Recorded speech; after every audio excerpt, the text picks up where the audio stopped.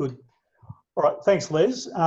Look, what I want to do right at the beginning is to indicate to you that I've got a lot of slides, and I thought about cutting them back, but I thought maybe you might be interested in what I've got there, but I'm not going to have enough time to go through all the details in the slides. So with some slides, I'll just gleam over them, and if you're interested, you can come back during question time and ask more specific questions. I'm also going to do a short recap on part one of this series of discussions. And also I want to emphasize that what I'm doing here is I'm just trying to kick off discussion. By no means are these presentations comprehensive. They're not. They only skim the surface. But hopefully there's enough detail there for us to be able to have a serious conversation towards the end.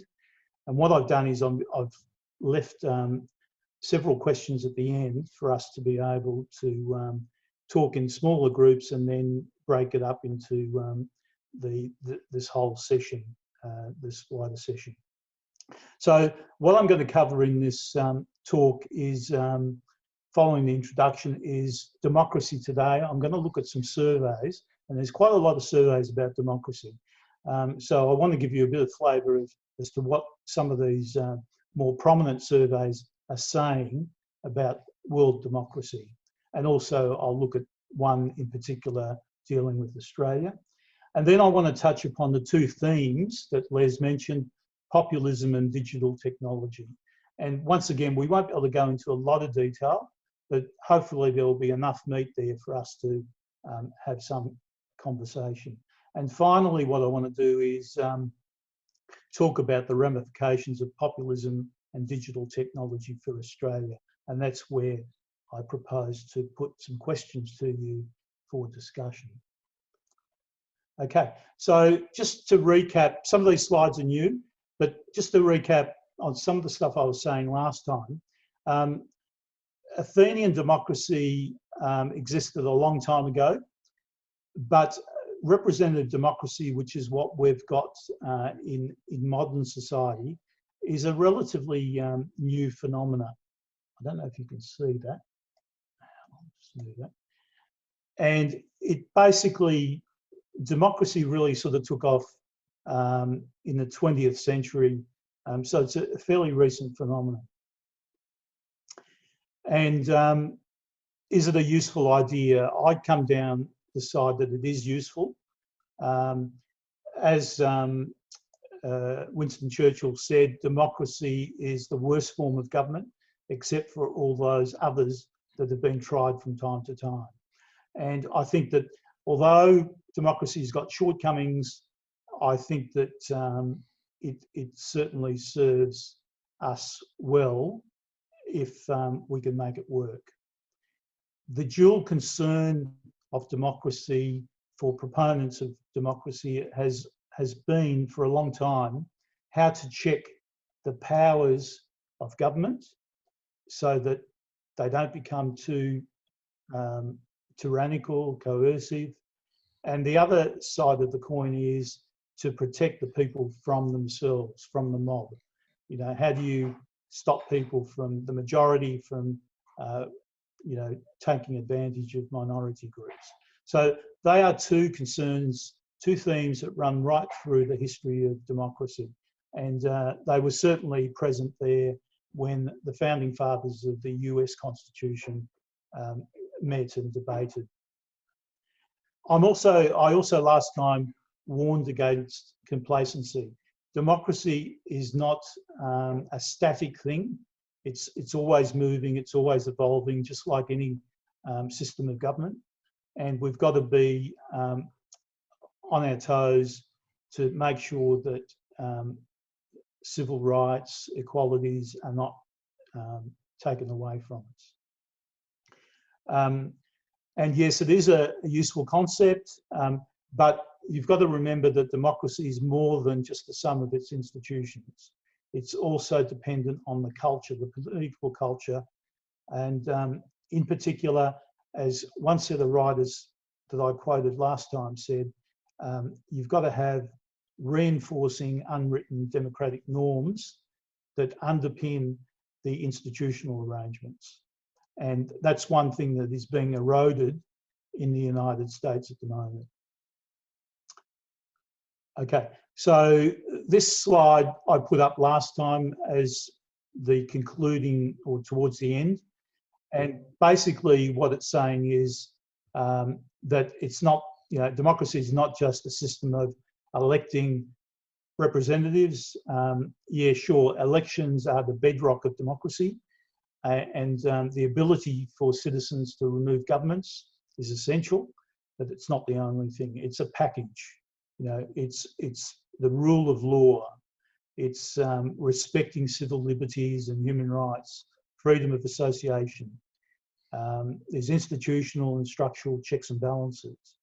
And the overall interests of people need to be taken into account.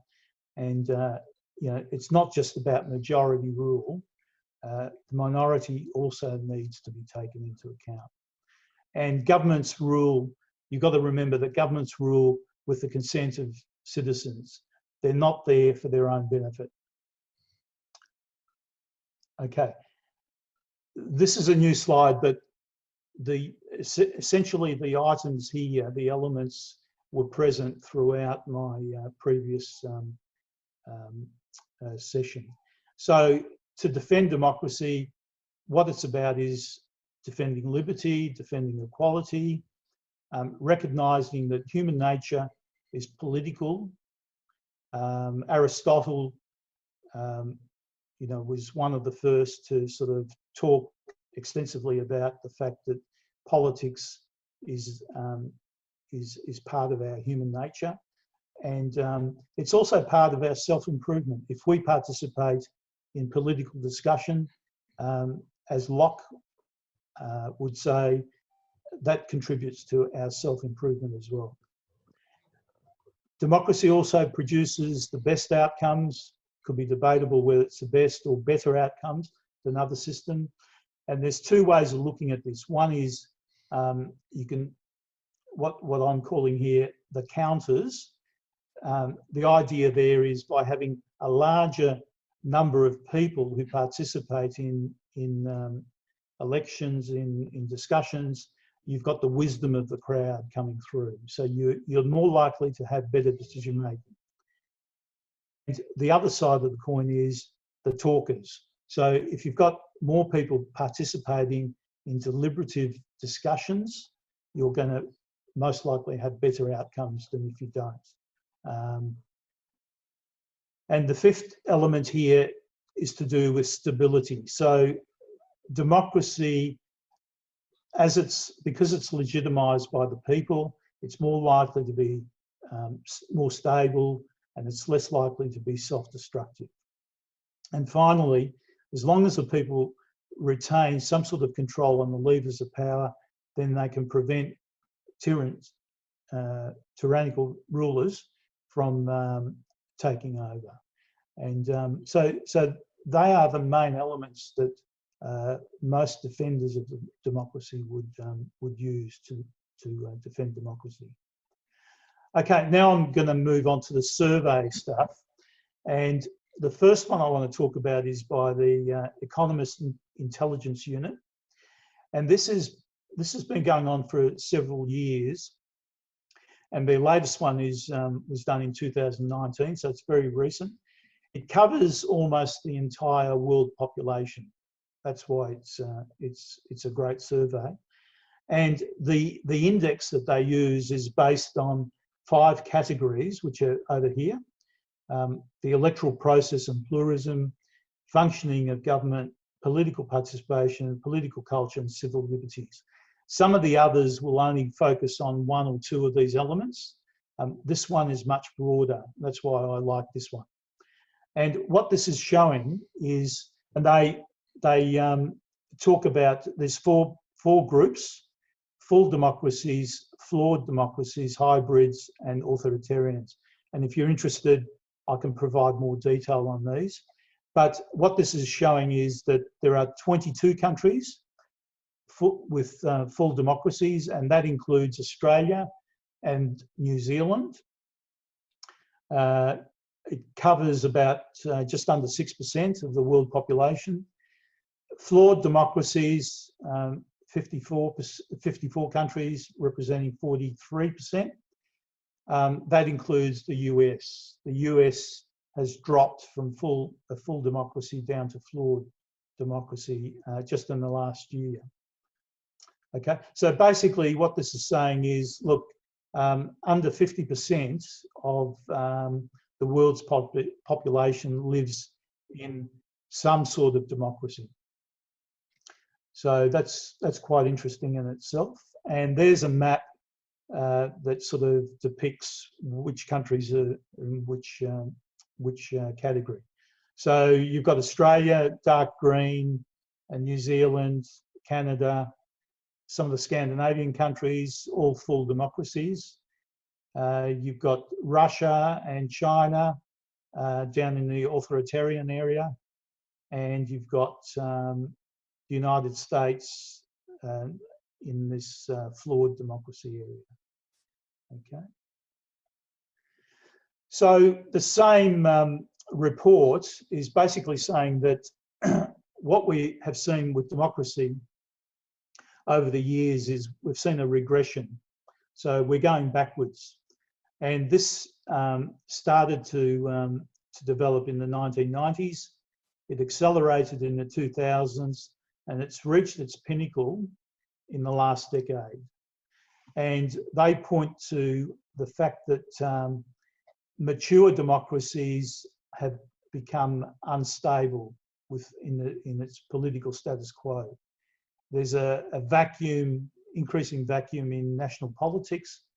The political elites and major political parties have retreated from engagement with their electorate.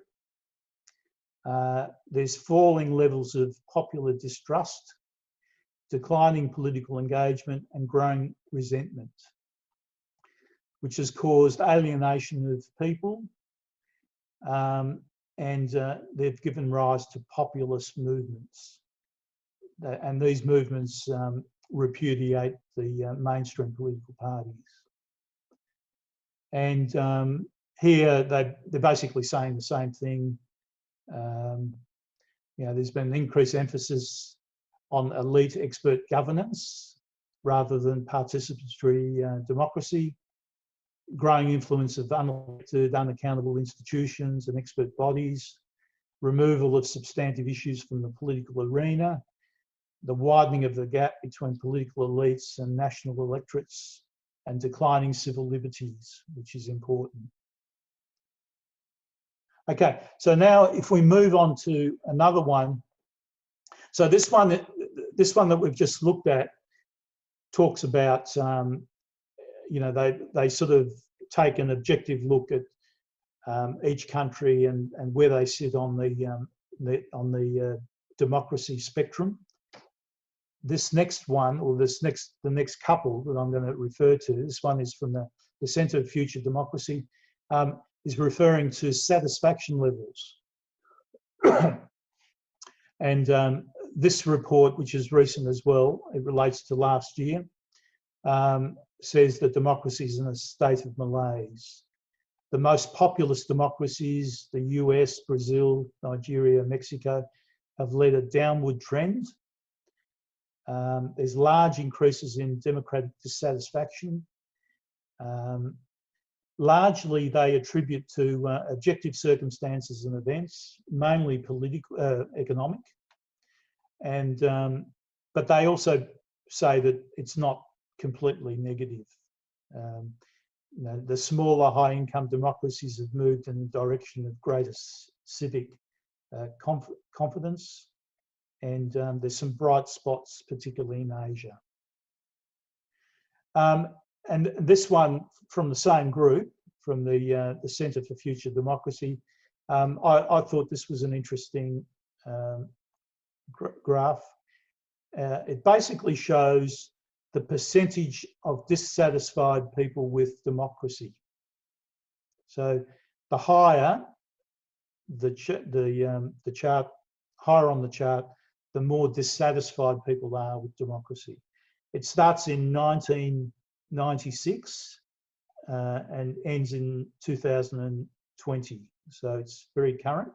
And what this is showing is from the middle of the 2000, from 2005 or 6, we've seen a steady increase in dissatisfaction with democracy.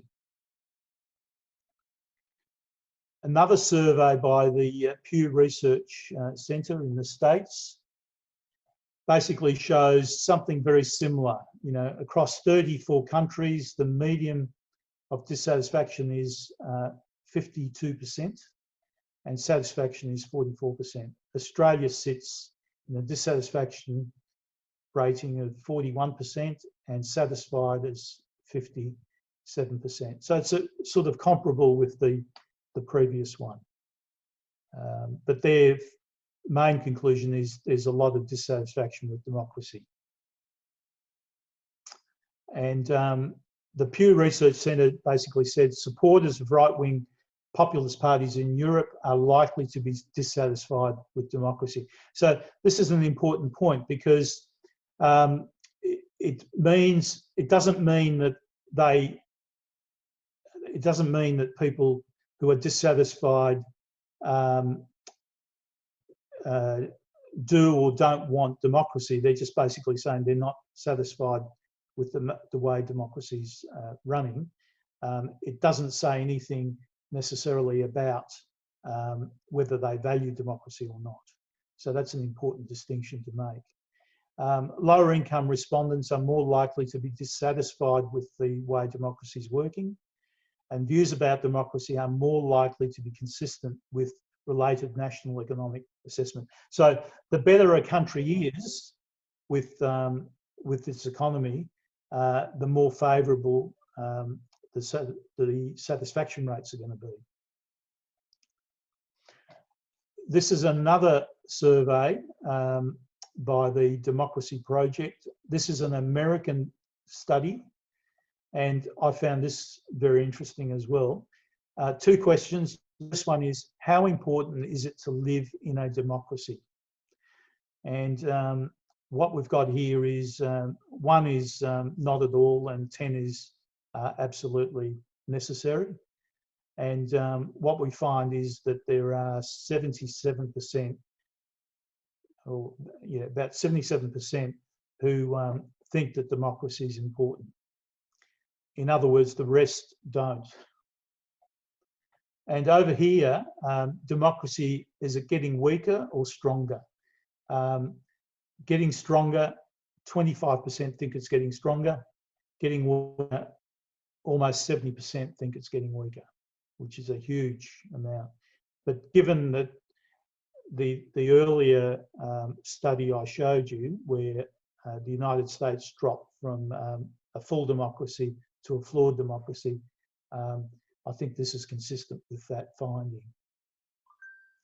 And this is the final chart. I've sort of done surveys probably too much now. This is one from the Lowy Institute, which is an Australian organisation, and they found that 65% of Australians think democracy is preferred to any other kind of government. Okay, so that's this chart here. So in 2019, 65% thought that democracy was the preferred kind of government. 22% thought that a non-democratic government can be preferable. And 12% thought that for someone like me, it doesn't matter what kind of government we have. So that in itself rings alarm bells for me. You've got 34% of people, Australians, that either don't care or think that they can live under a non-democratic form of government. And this mob also did a satisfaction survey, and they found that 70% of Australians were either satisfied or very satisfied with democracy. So once again, consistent with some of the other findings. Okay, so that's all right. Thank you. All right. So as I said before, I want to now talk about two different themes: populism and digital technology. Populism is where authoritarian leaders claim to represent people and their interests, and yet introduce anti-pluralistic and anti-liberal measures. And with digital technology, it's becoming all too pervasive in our lives, and it's not necessarily neutral. The technologies have significant political implications. They affect political power, they affect civil liberties. And ultimately what we want to do in this presentation, we want to look at the ramifications of both of these themes for Australian democracy. Okay, so with populism, it's not a new concept. It was born in the second half of the 19th century, and you know, it's always had an emphasis on the ordinary people. It took over from fascism, where it left off after the Second World War. It doesn't deny the legitimate role of elections. Fascism destroyed democracy after having successfully gained power through the democratic process, but populism undermines democracy without destroying it.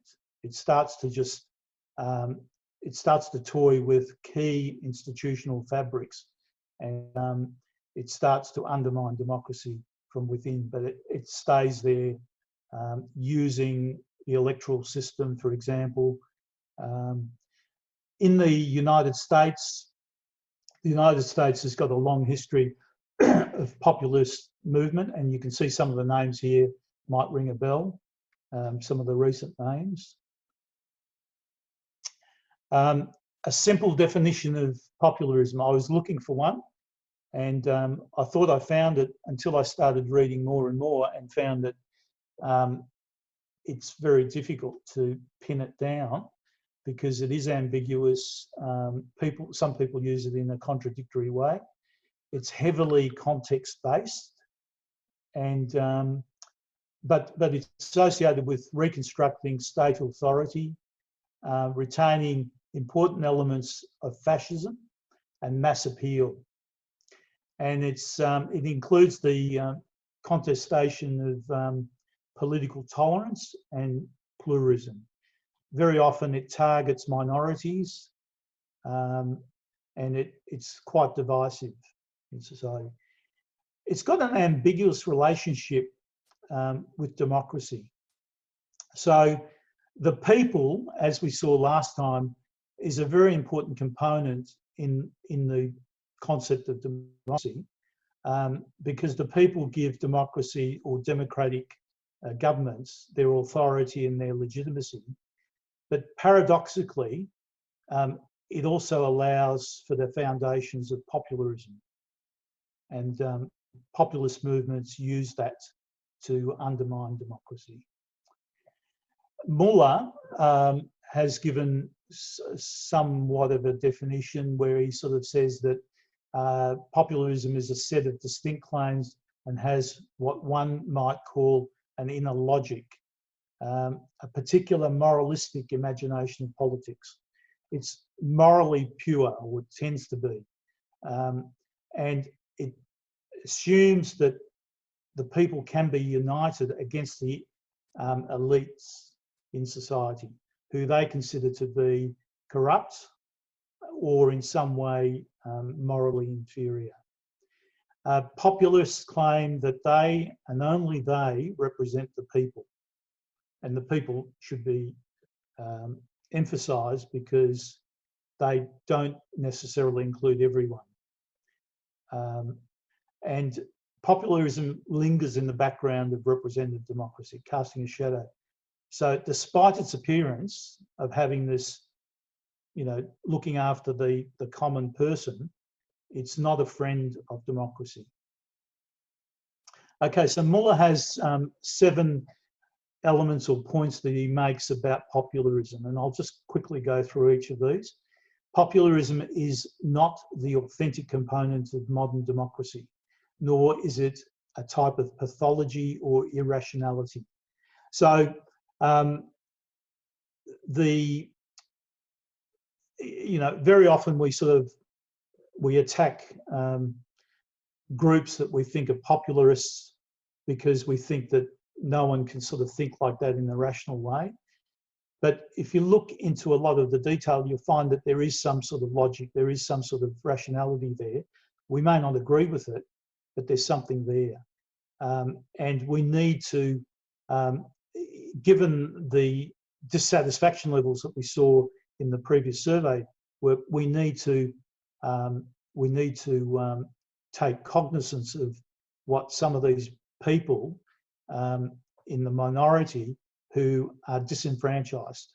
And populism, if there's something positive come out of it, is that it gives us an indication that there are people out there, groups of people that are not being satisfied by the mainstream politicians. Political competitors, this is populism. Popularists deem political competitors to be essentially illegitimate. They're not, they shouldn't be there. Populists claim that they represent the general will, but what does the general will mean? How do they get to the general will? That's very often not clear, and they simply come up with policies that they think are deduced from what they believe is the general will. Populism is not necessarily a path to more participation in politics. And I'll be talking a bit more about that when we start to talk about the digital stuff, digital technology. Populists can govern in accordance with their basic commitments. But what they often do is when they get into power, they start to corrupt the institutions that they take charge of. And that's how democracy is undermined. They need to be criticised for what they are. This is Muller speaking. He's saying, look, you need to engage with them, but when you engage with them, you need to reframe the way they frame the problems and solutions of society. You don't necessarily accept the framework that they put up. Populism doesn't not bring politics closer to the people. I think that's been shown through practice, that they are not representative of the people. They may be representative of a small part of the population, but not the full extent of the population. Populism in more recent times, this is just a summary. Populists come from the left as well as the right. They can be tied to a nationalist movement, a religious movement, an ethnic movement, whatever. It depends. That's why it's content specific. And we've got in the United States, we've got popularism coming through the current president, that's Trump. And the next slide basically talks about 2 authors from Harvard University who, and this is a slide I presented last time as well. They looked at a lot of this populist stuff in southern. That their research was, they're basically experts in the field of politics and history related to South America and Europe. And they've written this book, How Democracies Die. And they've basically said, look, authoritarian leaders tend to use 3 strategies. And Trump has used all of them. Capturing the referees. So taking important positions, whether it's the FBI director or the judiciary or whatever, and turning, replacing them. or threatening them, sidelining key players. So the media, for example, is announced as the enemy of the people, fake news, and rewriting the rules to tilt the playing field. So whether it's voter ID laws or whether it's postal votes, that's Trump's current criticism. So basically, these leaders, and it's not just Trump, it's in other countries as well, use strategies like this to undermine democracy. And I couldn't resist including this cartoon. The press is the enemy of the people, and you can see historical linkages there. Okay, popularism in Australia.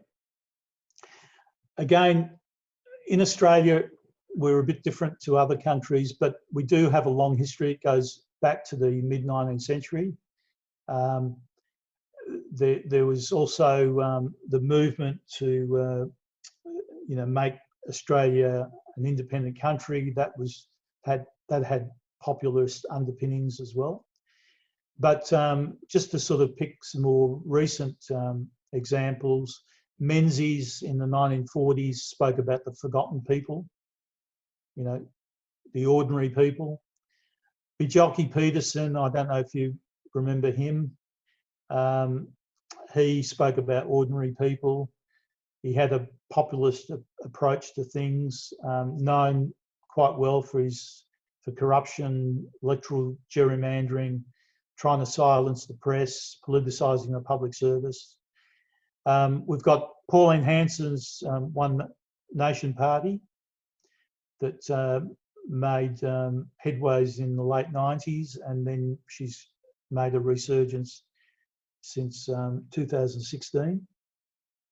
And we shouldn't forget Howard, when he was Prime Minister, implemented arguably pro-Hanson anti-immigration policies. And if you ask the question, why hasn't popularism taken off in Australia? One view is that it's because it's become mainstream. The Liberal National Party has taken on board some of the extremist policies, particularly with immigration policies, cultural identity, issues like that.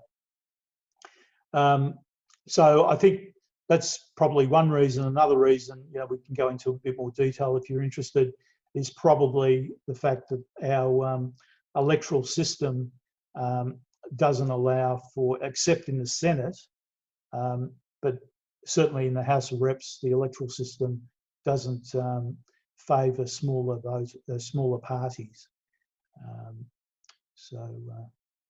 So we can talk about that if you're interested in a bit more detail. Okay, now moving on to digital technology. One book that I came across was this one here, recently published by Jamie Susskind. And I found this quite fascinating, how he melds the digital sphere with the political sphere. And he has a convincing case that he argues that the political order, for political order, we need cooperation, coordination, and some sort of control. And societies, modern societies, exchange a lot of information. It's essential for them to operate. And the relationship between the information and politics is fundamental. And you've got to start asking the questions: who owns and controls the technology? Remember, technology is now owned by important technology that we use on a daily basis is owned by multinational companies, corporations that are not necessarily tied to Australia, and they're making decisions about affecting our civil rights and all sorts of things. Information that we give away for free, all that is in the hands of these private companies, or public companies, I should say, that and they're distinct from governments. So they are now playing in the political sphere just as much as governments are. How the public receive and use the information, whether the uses of information, because we're now being alerted to the fact that a lot of the information that these digital technologies use, we may not be aware of exactly where the information that we give them is going to end up. We don't know the full possibilities of the technology because it's evolving, and it can have implications that we may not be aware of today. And also whether the technology is directed at a particular end that we may not be aware of. The dangers are gradual, and we may not fully understand their implications, let alone control what they're on about. A model that I use in my teaching is this one by Stephen Lukes. Talks about 3 dimensions of power. I won't go through all these. The one that's unique to Lukes that he made famous was this 3rd dimension's radical structure. He's basically saying, look, you know, power can be wielded without you knowing it. You know, just by you being socialised into a particular way of thinking, people can exercise power in a very subtle way. And Sutkin is saying the same thing. He's basically saying, he uses the term perception control. And he's basically saying that these technology firms can now start to exert power by controlling what we know, what we think, and what we're prepared to say. And a good way to get someone to refrain from doing something is to prevent them from desiring it in the first place, or to convince them that their desire is wrong, illegitimate, shameful, or even insane. So how does perception control work? Well, it works through, you know, one of the main processes is the filtering process. We, apart from our immediate experience, we rely on others to provide information to us, which is filtered. They find and gather information, choosing what they're going to report to us, deciding how much context they're going to give us, how much detail we're going to have, presenting it in a digestible format. All this is going to impact on how we're going to receive that information and what we're told and what we see and what we don't see. So filtering is incredibly powerful as a means of perception control. It can influence our shared sense of what is right and wrong, fair, unfair, real and fake, and the list can go on. And this little cartoon shows, you know, what's happening in China at the moment. And you know, I teach a lot of Chinese students as well, I should add. WeChat, which is the 4th largest chat application in the world, is censored by keywords. So if you're using if you're using WeChat and you put in a word like human rights, your email won't get to the intended receiver, and there's no warning given. Nothing will happen. You just won't know about it. Okay. So I think this slide is quite important, and I've got some notes, some extra notes with it. Democracy relies, you know, one of the cultural underpinnings of democracy is deliberative discussion. You know, you want freedom of the press, but also you want people to be able to discuss, have dialogues with fellow colleagues, the public, whatever. That's an intrinsic part of democracy. If we've got perception control, how is that going to affect how we shape our political preferences. Political preferences are going to be more susceptible to control of those in the public office, but also, as I was saying before, by private interests. The fragmentation of reality, and we're seeing a lot of this now. Polarization and disintegration of the views of people. Reliance on confirmation bias. So we are fed information. If Google searches will give you information about what you've been looking at. So if you start looking for a new TV, all of a sudden your searches will start recommending different TVs for you. And the same thing happens if you start putting in search items for political parties or whatever. You'll start to get more and more of that information. So what that tends to do is it tends to put us into these bubbles, as Scott Morrison said, the Canberra bubble, he defined it as. But we tend to be put into these bubbles where we start to interact with people, like-minded people with the same views. What does that do?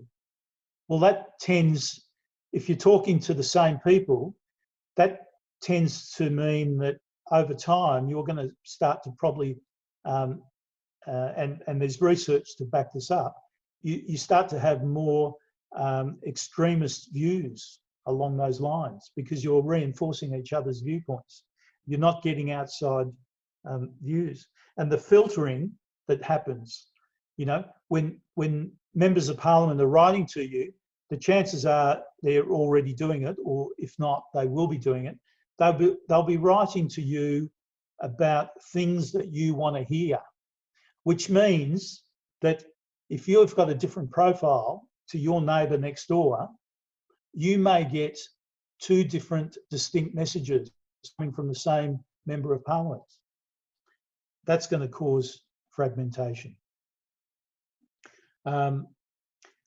We already are starting to see, the term was made famous by someone in the States, President Trump's, one of President Trump's advisors, about alternative facts. So not only now do we have opinions, but the actual facts that we dig up become personal and they take on a perspective of their own. So it tends to tamper with what reality is. And the summation of that is we have fewer shared experiences. We have fewer people in our group with different viewpoints. And there isn't the same common sharing that we may have had in the past.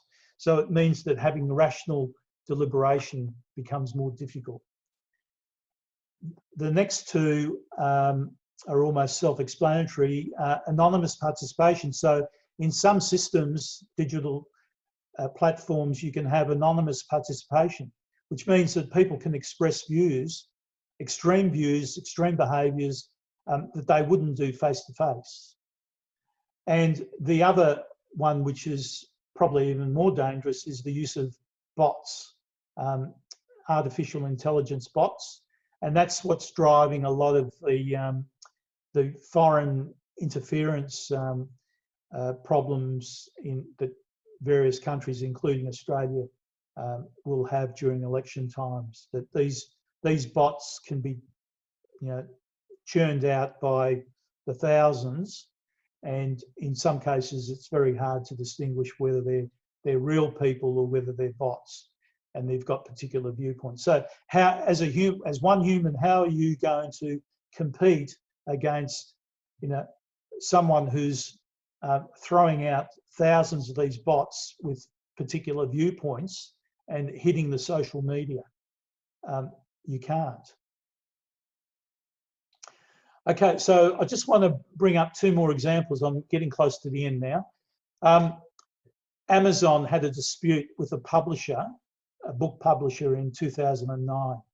As a consequence, and without the permission of the people that were subscribers to Amazon, Amazon deleted copies of the book in dispute on every Kindle device. And that's only possible because e-readers use a cloud-based storage. All right? So it makes censorship much easier. Now, I've put there 1984 because you're probably thinking, this smacks of, the concept of 1984.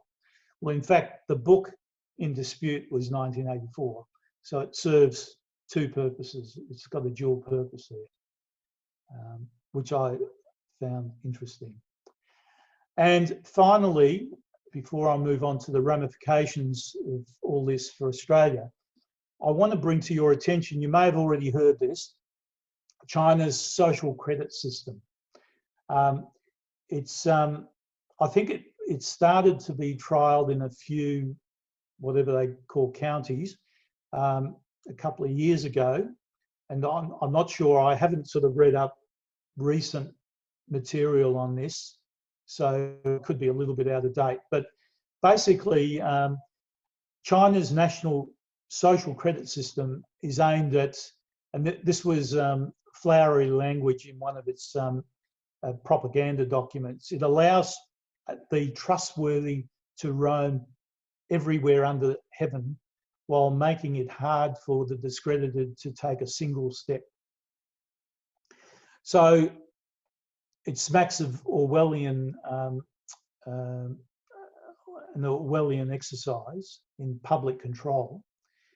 Basically, what it means is that a person can incur a black mark for infractions, such as not paying their fares on public transport, jaywalking, violating family planning rules, and the list goes on. A lower credit score under the system has negative consequences, such as the inability to secure loans, diminished job prospects, and limitations of school admissions. And Beijing has already indicated that they're going to take into account internet activity in this.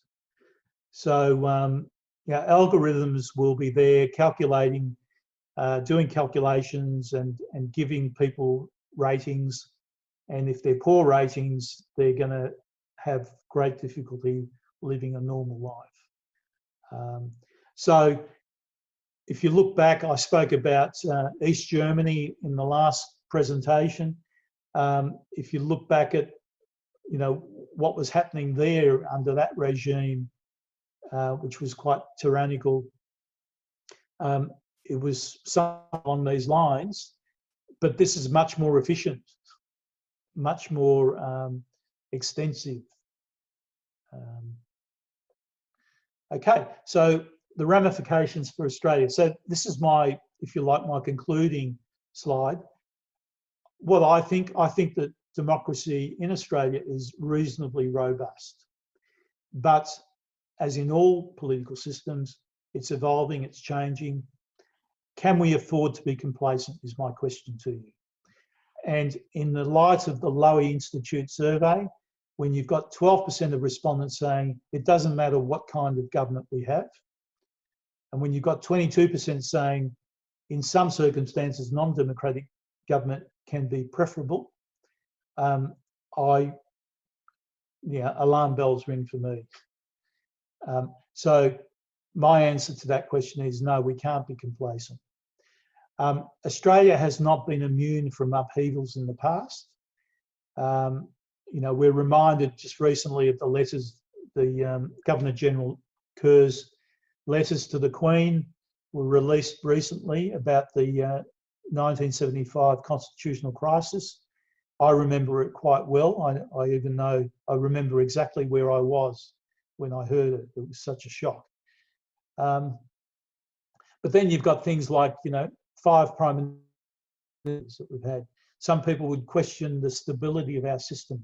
In fact, I don't use that as an example of instability. I think that we've actually, the system's coped quite well, given that we have had all these changes.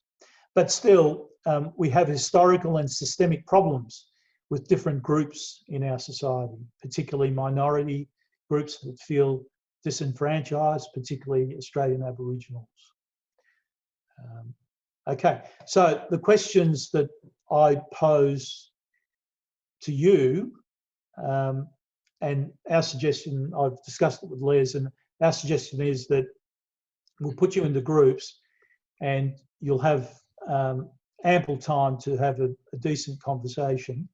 But what I suggest is that you pick one of these topics, either populism or digital technology, and then within that pick one or two of these questions and discuss them within your breakout room.